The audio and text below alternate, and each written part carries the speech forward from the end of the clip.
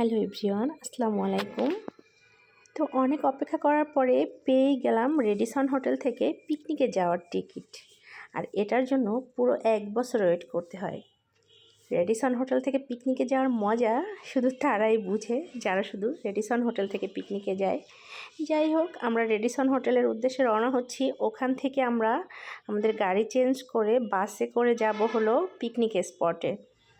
তো আমরা চলেই আসলাম রেডিসন হোটেলের সামনে। তো এখন আমরা বাসে উঠবো। তো বাসে আমাদের ফার্স্টেই এই ব্রেকফাস্টটা দিয়েছিল, সাথে দিয়েছিল পানি। আর আমরা ফাইনালি চলে আসলাম পিকনিক স্পটে সিয়াসল পার্ক অ্যান্ড রিসোর্ট। এটা হলো 300 ফিট পূর্বাচল। এখানে আসার পরে আমাদের বুফে ব্রেকফাস্ট ছিল। আর এখানে তো আনলিমিটেড খাবার, যার যতটুকু খুশি একদম নিয়ে নিয়ে খাবে। যাই হোক, খাবারটা বেশ ভালোই ছিল বুফে ব্রেকফাস্ট। তো খাওয়া দাওয়া শেষ করে আমরা এই তো একটু হাঁটাহাঁটি করতেছি। এখনও সবার খাওয়া দাওয়া শেষ হয়নি, সবাই খাওয়া দাওয়া নিয়ে ব্যস্ত, কেউ হাঁটাহাঁটি করছে, কেউ খাচ্ছে। তো যাই হোক, আমাদের খাওয়া দাওয়াটা শেষ করে আমরা একটু ঘোরাঘুরি করতেছিলাম। এইদিকে আমার পুচু বাচ্চাটা টুকু টুকু টুকু করে হাঁটছে। যাই হোক, আজকে আমার পুচু বাচ্চাটার শরীরটা একদমই ভালো ছিল না, তারপরেও অনেক মজা করতেছে। এদিকে আমার বড় মেয়েও খুবই এনজয় করতেছে। আর সবাই এনজয় করতেছি। আসলে রেডিসন থেকে পিকনিকে আসার মজাই আলাদা, কি বলবো। এটা আমি পুরো 1 বছর ওয়েট করি এখান থেকে পিকনিকে যাওয়ার জন্য, কারণ আমার এত এত এত বেশি ভালো লাগে। আমি একদম কি বলবো, সেই 18 বছর ধরে পিকনিকে আসি। মাঝখানে মনে হয় শুধু 2বার আমার আসা হয়নি। একবার হলো আমার বাবু ছোট ছিল, বাবু ছোট ছিল না, আমি প্রেগনেন্ট ছিলাম এর জন্য। আর একবার হলো কি বলে করোনার ভিতরে। 2বার শুধু আসা হয়নি, আর প্রতিবারই আসা হয়েছে। আর এখানে কি বলবো, এখানে যাওয়ার মজাই আলাদা, কারণ এখানের মানে সব কিছু এত সুন্দর থাকে, সব কিছু।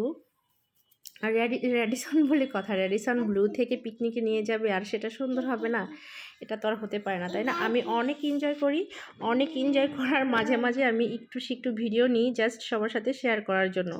আর এখানে পুরা দিন এত মজা করি, কি বলবো, পুরা একদম সকাল থেকে রাত পর্যন্ত, সন্ধ্যা পর্যন্ত অনেক মজা করি। যাই হোক, আমার বাবুটা কি দুষ্ট করছে, সে তো অনেক খুশি এখানে এসে, সবাই খুশি। তো সবাই খুব এনজয় করতেছে। এই তো, আর এদিকে আমি একটু ভিডিও নিচ্ছি, একটু ঢং করতেছি। আর আমি এক জায়গায় যাব আর ভিডিও করব না, সেটা কি হয় বলো? যাই হোক, এদিকে আমাদের খেলার প্র্যাকটিস চলতেছিল। তো এখানে সবাই খেলতেছে ক্রিকেট, ছেলেরা। আর বাচ্চাদের জন্য ছিল চকলেট দৌড়। আর আমাদের জন্য একটা খেলা আছে, সেটা একটু ভয়ঙ্কর। ভয়ঙ্কর বলতে সেটা আমি পারি না। গত বছরও আমি দিয়েছিলাম খেলাটা, আমি আসলে পারি নাই। এর জন্য আমি ইচ্ছে করেই দেব না, কারণ গত বছরে আমি আরেকটু ছিলিম ছিলাম, আর এই বছর আমি আরেকটু হেলদি হয়ে গেছি, আরেকটু না অনেক বেশি। তো এটা একটা লাফালাফির খেলা, একদমই মানে ভয় লাগে এরকম লাফালাফি করতে গেলে আমার হাত পায়ে পড়ে ভেঙে যাবে। আমি ভয়ে ওই খেলাটা দেই নাই।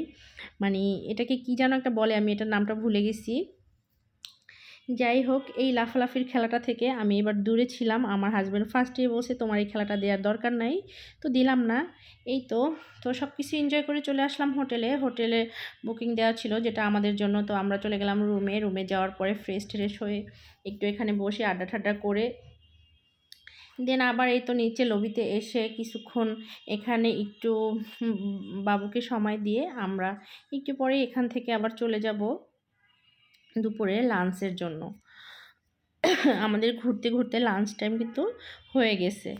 তো এই তো আমার মেয়ে একটু হাঁটাহাঁটি করতেছে, ঘোরাঘুরি করতেছে, তার ভিতরে আবার এখানে আরও একটা খেলা চলে আসছে। এই খেলাটায় কিন্তু আমি অংশগ্রহণ করেছিলাম। আমার ভিডিওটা যদিও নাই, কারণ ভিডিও কে করবে, আমিও অংশগ্রহণ করেছিলাম, আমার মেয়েও অংশগ্রহণ করেছে। তো কেউই আমরা পারি নাই, একদম গোল্লা পেয়েছি, 0 পেয়েছি। এই কী বলে, এই গোল চাক্কাটা যেই গিফটের ভিতরে ফালাবে ওই গিফটটা তার, এটা ছিল এরকম। খেলা শেষ করতে করতে আমাদের লাঞ্চ টাইম প্রায় শেষ হয়ে যাচ্ছিল। তো আমরা লাঞ্চটা করার জন্য লাইনে দাঁড়িয়ে সবাই খাবারটা নিয়ে নিলাম। আর খাবারে যা যা ছিল, কাচ্চি, তারপরে হলো কি বলে রোস্ট, টিকা, আরও কী যেন ছিল, দই ছিল, তারপরে হলো এই তো ঠান্ডা কোক ঠোক, এগুলো ছিল অনেক কিছুই। তো এখানে সবচেয়ে বেস্ট হলো কাচ্চি, খাসির মাংস দিয়ে কাচ্চি। এটা অনেকই ফেভারেট আমার। আর শুধু আমার না, সবার অনেক পছন্দের। এটা হলো রেডিসন হোটেলের সবচেয়ে মজার খাবার হলো কাচ্চিটা।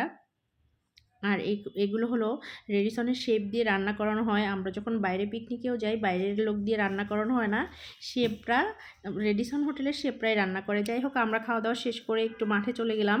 এইদিকে বাবুর বাবা খেয়ে নিচ্ছে, কারণ হলো বাবুর বাবা হলো বাইরে, আমরা যদি কোথাও ঘুরতে যাই, বাবুকে রাখার পুরো দায়িত্ব তার বাবার। তার বাবার কাছ থেকে মেয়ে কোথাও যাবে না, আমার কাছেও আসবে না, আমার মেয়ের কাছেও আসবে না। যাই হোক, তাকে একটু খাওয়ার সুযোগ করে দিলাম। আর আমরা এদিকে একটু দুষ্টুমনি করছিলাম, ভিডিও করছিলাম আমার মেয়ের সাথে। অনেক মজা করতেছিলাম, ভিডিও করার ফাঁকে ফাঁকে অনেক দুষ্টামি করেছি, একটু একটু ভিডিও নিয়েছি। অনেকক্ষণ মাঠে ছিলাম, বেশ ভালোই লেগেছে। আর আজকে তেমন শীতও ছিল না, তেমন ঠান্ডাও ছিল না, রোদ ছিল অনেক, অনেক গরম লাগছে। সব কিছু মিলিয়ে খুবই ভালো লেগেছে। তো আমরা মাঠে খেলা টেলা শেষ করে আমরা আবার অনুষ্ঠানে অংশগ্রহণ করলাম। গান ঠান, নাচ গান সব কিছু খুব ভালোভাবেই এনজয় করলাম। সব কিছু মিলিয়ে খুব ভালো একটা দিন গেছে আজকে।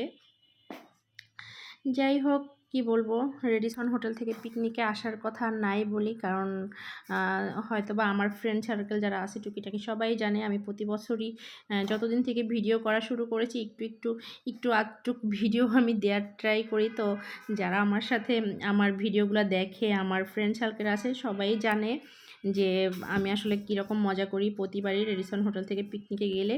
এই তো এদিকে আমি আমার মেয়েকে এই রাইডটাতে আমি উঠতেই দিব না, তখন কেউ উঠেনি, মানে একবার সবাই উঠছে, তখন আমি ওকে উঠতে দেইনি। তারপর হলো চুরি করে চলে আসছে তার বাবার সাথে, এটাতে সে উঠবে। তখন একবারে আমরা আসার একটু আগে সে বাবাকে পটিয়ে পাটিয়ে চলে আসছে, কিন্তু আমি বুঝতে পেরেছি যে সে এই কাজ করতে গেছে। তো আমি আবারও চলে আসলাম তার পিছু নিয়ে, বারণ করেছি, শুনলো না। এই তো তারপরে কি আর, তার ভিডিও করে নিলাম একটু। ওর খুব সাহস, ওর সব কিছুতেই অনেক সাহস, ও একদমই ভয় পায় না আমার বড় মেয়েটা। কি বলবো, এর জন্য অনেক বকা খায় আমার কাছে। যাই হোক, এদিকে যারা ক্রিকেট খেলায় চ্যাম্পিয়ন হয়েছিল তারা পুরস্কার পেয়ে অনেক খুশি। তো এই তো সবাই খুশিতে নাচানাচি করছে আর আমরা সেটা এনজয় করতেছি। আর এইদিকে র্যাফেল ড্র হচ্ছে, যেটা হলো পুরো পিকনিকের একটা আকর্ষণ।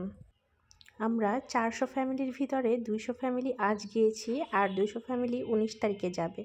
যাই হোক, এই 200 ফ্যামিলির ভিতরে 40 জন পুরস্কার পাবে আমাদের টিকিট দিয়ে, টিকিটের নাম্বার দিয়ে। যাই হোক, লটারিতে যার নাম উঠবে 200-র ভিতরে 40 জনার, তারাই হলো কি বলে খুশি হয়ে যাবে, কারণ এখানে খুব সুন্দর সুন্দর পুরস্কার দেয়।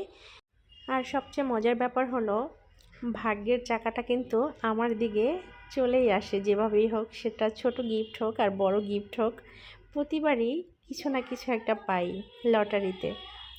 কি বলবো, এটা আসলেই ভাগ্য। তো আজকেও পেয়ে গেছি ননস্টিকের ফ্রাই প্যান।